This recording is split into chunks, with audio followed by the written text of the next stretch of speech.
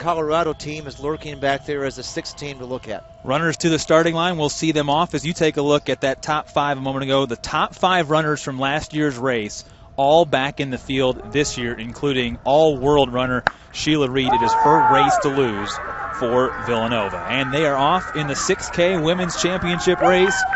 Who's going to join Lowie Lalang and the Wisconsin Badgers as champions in 2011? We're going to find out in just about 20 minutes from now.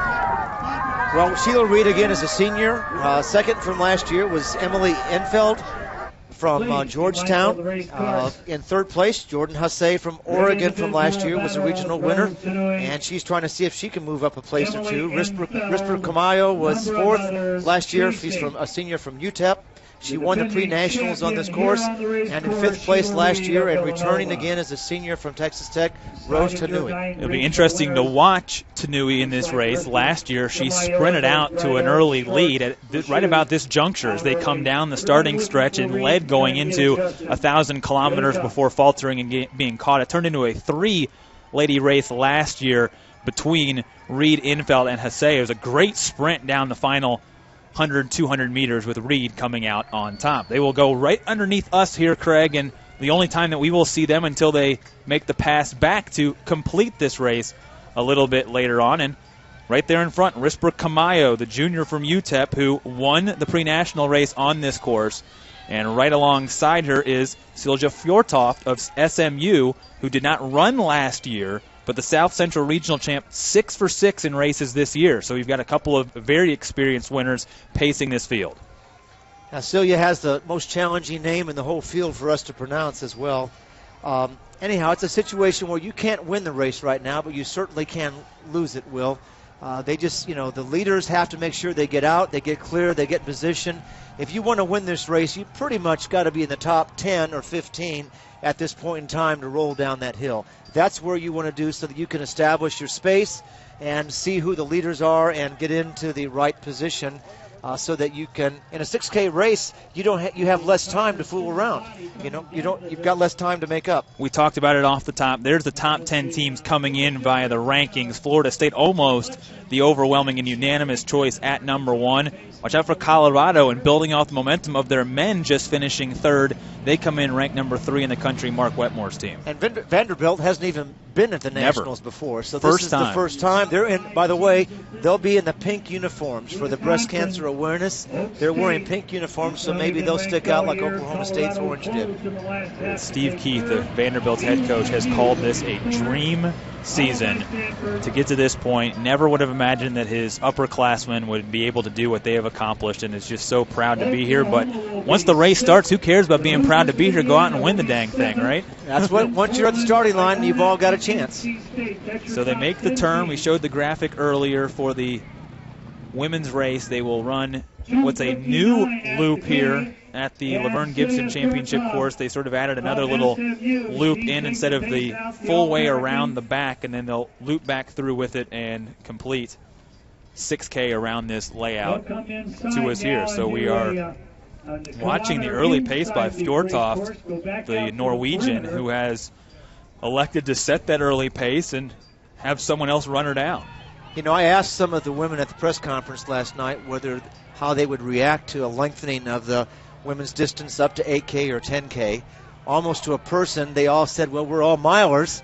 We don't think we'd really like that, because the 6K distance being under 4 miles. As you watch, continue your thought, Craig, but as you'll watch, the official men's scores have been calculated, so you'll see the teams coming through. Again, Wisconsin the champion, Oklahoma State by the narrowest of margins over Colorado, and we'll scroll through with them. That's right. BYU was 4th and Stanford was 5th. Those are our top 5 men's teams. But, at a 6K distance, you have a lot of milers that can step up and go that far and be effective. When you go up to 8K or 10K, then it becomes more of a distance-predominant race, and it would change the complexion of what teams would actually make nationals. And we've got a breakaway here. Yeah, Fjortoft has decided to run it out. You see the huge pack now settling in behind. Camayo has decided to go back and run with the rest of the pack. And you've been in situations like this in your illustrious career where you've probably been in races where you decided to push the pace early What's the advantage, if any, for Fjortoft right now at the front? Well, it depends if she has that, as I referred to it earlier, as that intimidation factor. She's certainly got a good record for this season, and she's undefeated, as you said. She's out now to a 20 to 25 meter lead. She seems to be flowing pretty easily. Again, a southern state runner. She's from down in Texas at SMU. She's dressed with long sleeves and gloves and tights, but she's just deciding to go ahead and be aggressive right now, and more power to her. This is a good Norwegian summer day right here in Terre Haute, Indiana today. We've got temperatures in the low 50s, a little breeze out of the east, and the drizzle has actually picked up since the beginning of the men's race, so a little bit of moisture for the runners to contend with, but avoided some of the heavier rains the last couple of days that have been in the Midwest, so this course is held up well today. Well, we don't have any fjords. We just have the Wabash River.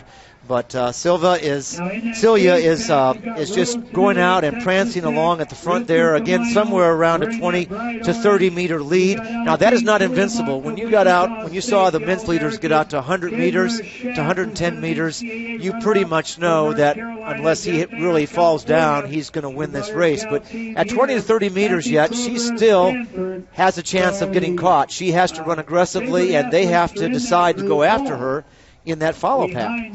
She won the South Central Regional 8 days ago by 26 seconds. So she has the ability to go out and put some runners in her dust behind. But knowing the talent, now she's a senior. She's been here before. She finished 13th she finished in this race in 2009. Did not run last year in 2010. But she's got the experience. The question is, does she have the experience to deal with the seniors, especially a runner like Sheila Reed, who is just biding her time in that pack behind her? Well, you've got Sheila back there. You've got Risper Kamayo back there, Rose Tanui. And somewhere I'm sure we can probably see there's Jordan Hasse back there in the yellow and green from Oregon. It's very interesting. I mean, she's taking a big gamble, and in fact, they're gambling that they're letting her go like this. I like what she's done. I mean, she's definitely gone against the normal conventional strategy, and she's going to go out, and if she wins this, you've got to say she's got a heart of gold and a heart of a lion to have so much courage to do this. So continue to push the pace with a 6K race. We will get splits for you at the halfway point, so still a little ways to go. They will make that halfway point coming up here after they run the longest stretch on the back side of this course they're in right now. They ran a new inner loop just a few moments ago, and as they make the turn and kind of start to come back to the two smaller inner loops, that will mark the halfway point of this 6K run.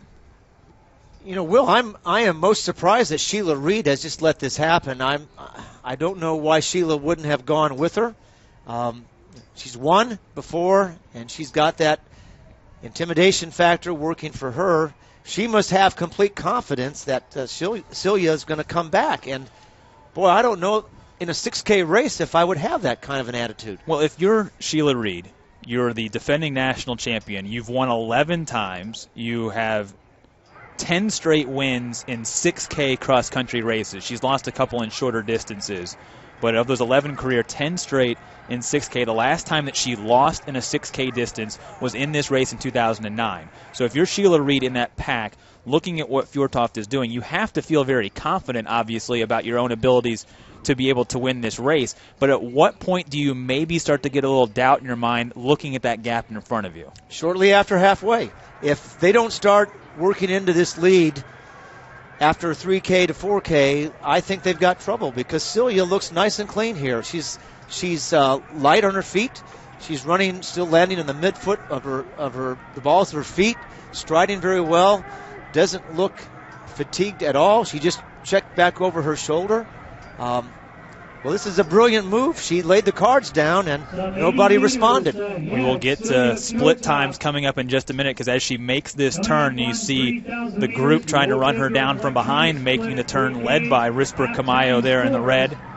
And you see on the outside, you saw Kendra Schaff of North Carolina in the powder blue of UNC. So there were some runners with some positive experience and some really good races under their belt that are trying to run down Fjortoft right now. We'll start to see those split times coming in as they have reached are getting close to reaching the halfway point of this race. I'm a little surprised of the lackadaisical attitude of the follow pack right now. They're just letting her go, and there you see her splits. I'm just surprised that Sheila Reed has let this happen. So at the halfway point, and we're hearing, and you can maybe even hear in the background the PA announcer, 19:28, the course record. So at the pace that she is at right now would be right on that record-setting pace. Can she maintain it around this course? Well, it looks like we've had one girl take off. I would have to be Camayo from UTEP. That's pushing. The championship record, 19 minutes, 28.1 seconds by Sally Capiego of Texas Tech. That was just 3 years ago. As see, what was that little move there, kind of with both hands down on the front, just kind of stretching? Shaking things out, just to make sure. You want to make sure that your forearms are loose. Third member of our broadcast team is Jordan Fife. He's down there watching this incredible pace by Fjortoft, Jordan. Yeah, Fjortoft's lead has shrunk by maybe just 2 seconds at the most. Sheila Reed leading that chase pack, and you can tell that she's a little concerned. If she's ever going to make a move, she's going to have to do it real soon here. And there you take a look back at that pack. And you see starting to distance themselves a little bit, trying to make that surge and catch Fjortoft as you're looking at those splits coming through. Washington right now, your leader at the halfway point, but very close inside those top five. Well, now we've got, I guess this is the start of the hill, and we'll see. In my estimation, if Celia Fjortoft is still running well at the top of this hill, the race is hers, because I think that this will be either where she cracks or whether she'll show the rest of the field that she's not going to crack today.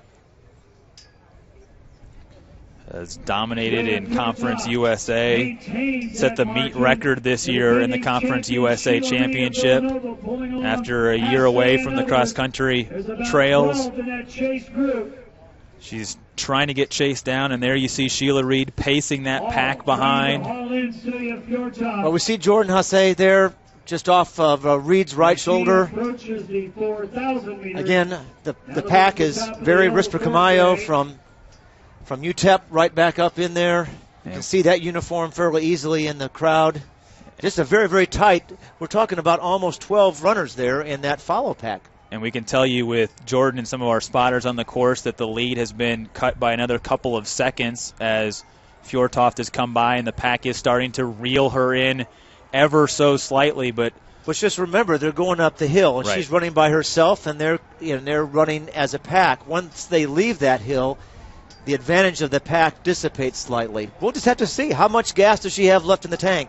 Only Celia knows for sure, and we'll find out what she's made of. So they make the turn inside, and then we'll come back down, run a couple of inner loops here at the Laverne Gibson Championship course. And there you see the pack trying whatever they can to pull themselves along. It almost becomes a team effort amongst competitors right now trying to get to the front. Well, everybody's keying off of Sheila Reed at the front of that follow pack. And if anybody's going to change the tempo and start, you've got to get your cadence faster. If you're trying to run somebody down from 20, 30 meters out, you've got to run your cadence faster. Now, Washington right now is our team leader with 144 points. Villanova has 157. Georgetown 166. Oregon 184. And the shocker here, at this point in time, at the 3K split, Florida State is back in 5th place with 247 points. They're over 100 spots different than Washington at the top. Now, a lot can change in the second half, especially if Karen Harvey has her pack running where they need to be and pushing, and can obviously, close that gap quickly if you have all five in the middle of that pack running together. But that's a little surprising to me to see that big of a gap at this point in the race, Craig. I would not have been surprised to see Florida State at 3rd. But I'm a little surprised to see them back in 5th or 6th place. All right, so that lead pack still trying to run down Fjortoft. It's Deborah Mayer from California that's running alongside Sheila Reed, along with Jordan Hasse in that group. I have to admire Celia Furtoff for what she's doing here and what she's done today. I mean, she showed the guts.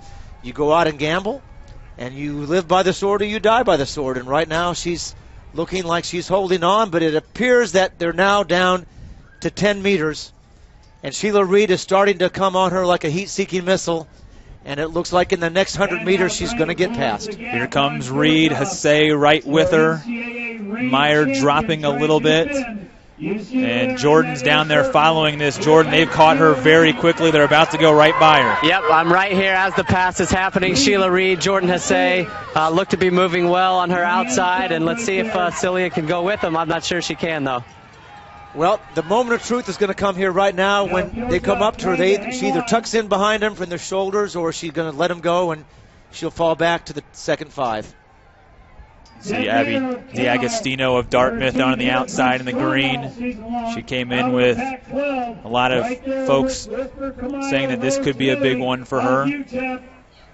And it looks as if our defending champ Sheila Reed is going to take that lead. Now the question is, just like last year, is she going to have the final kick when they make the turnaround and come down the stretch here in just a couple of moments? Well, we're looking at 8 women in the lead pack, and Camayo will soon make it 9 if she can just regain contact.